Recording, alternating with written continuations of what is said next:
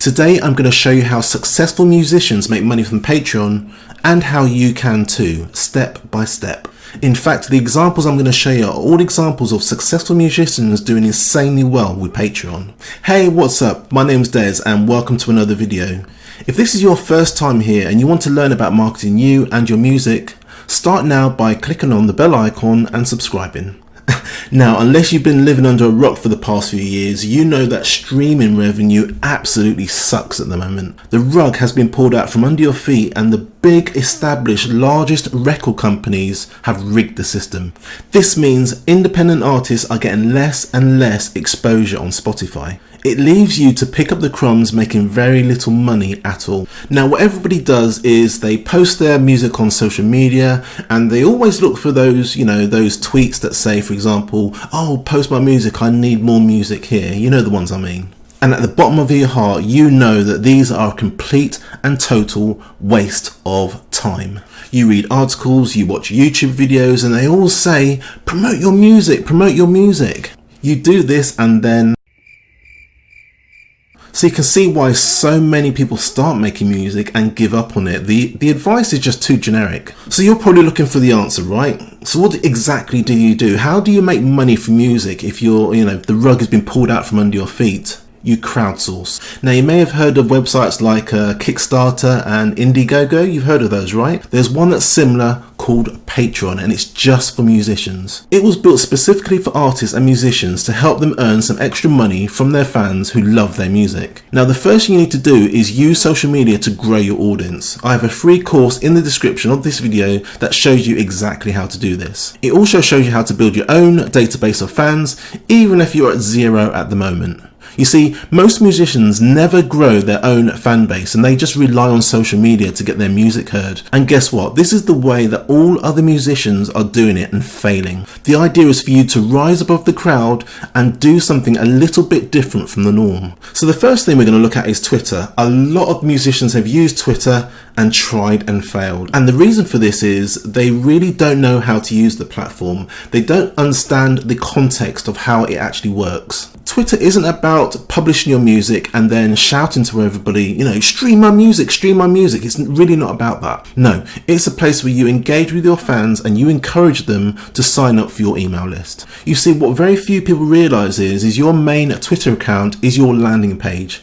It's there for you to publicize your latest tracks and to collect email addresses. You can then showcase your latest track by pinning an MP4 video to the top of your page. That way, as soon as I land on your page, I know exactly what I'm getting. There's no reason for me to go hunting around looking for your music. In the bio of your Twitter account is where you explain to your potential fan who you are and what your music is all about. No silly email addresses or annoying emojis or worse, nothing. No. In your bio, you need a full description of who you are, your genre of music, and what they will get if they follow you. You see, what every musician gets wrong is they don't have a sign-up form in their bio at the very top of their Twitter account. This is because they think they need this big, massive, fancy pants website that has everything, all the bells and whistles. You don't. In the course I mentioned to you earlier, I show you how to set up a page just like this, or choose from a selection of really cool templates that allow you to collect emails for free. So why collect emails and what the hell does this have to do with Patreon? You collect emails to tell your new fan about you or your band, and it also allows you to build a relationship with them so they actually care about you and your music. When they care about you and your music, they are willing to pay you money each month so you can continue to do that and give them their support. Has the penny finally dropped? So we've looked at Twitter. What about Instagram, I hear you ask? Now Instagram is a little bit different from Twitter because on Instagram you get to post nice little pretty pictures. However, it's more than that. In the description of your image or video, you insert a call to action. A call to action is a little piece of text asking your viewer to do something. It could be either leave a comment and tell us what you think, or tell us what you think, and look, this is my favourite. If you want to hear more of our music, click the link in the bio. Now, similar to Twitter, you get to insert a link that goes straight to your landing page. You remember that page, right? You know, the one that I mentioned earlier to grow your fan base. Well, this is what they're going to insert here, as well as the same description telling them who you are and your genre of music. You see, now after you've grown your fan base, you then need to get them signed up onto Patreon so they can start paying you money on a monthly basis. And it's super easy to do. Okay, so here's Patreon. And all you need to do is click on the 4 creators and scroll down to musicians. Click on there and it brings you to a Patreon page for musicians. Really simple. Then all you need to do is click on get started, and then we've got a sign up form here. So what I'm going to do is I'm going to fill in the details.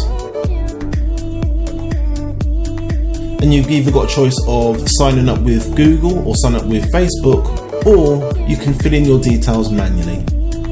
So I'm going to fill in my details very quickly. And once you've signed up, you're going to come to this screen here. And it's basically just asking you what describes your content. So depending on what genre you're in, it's most likely going to be music. You just click on the selection that you want. And then it's going to ask you if your theme is for people over 18. Obviously you just answer the question there. And then pick the currency you want to be paid in. You've got US dollars or British pounds just there. It's also going to ask you if you want to reserve a custom URL for your Patreon page. So I would recommend going for something that's the same as your name or your band name, or similar to the actual accounts that you have on social media. It'll also ask you if you want to connect with their social media accounts as well. Once you're happy with that, just click continue and then authorize, and then you'll get to a screen that says you're almost ready to launch. That's when you can start customizing everything. So from here you'd fill in your Patreon name and what it is you're actually creating.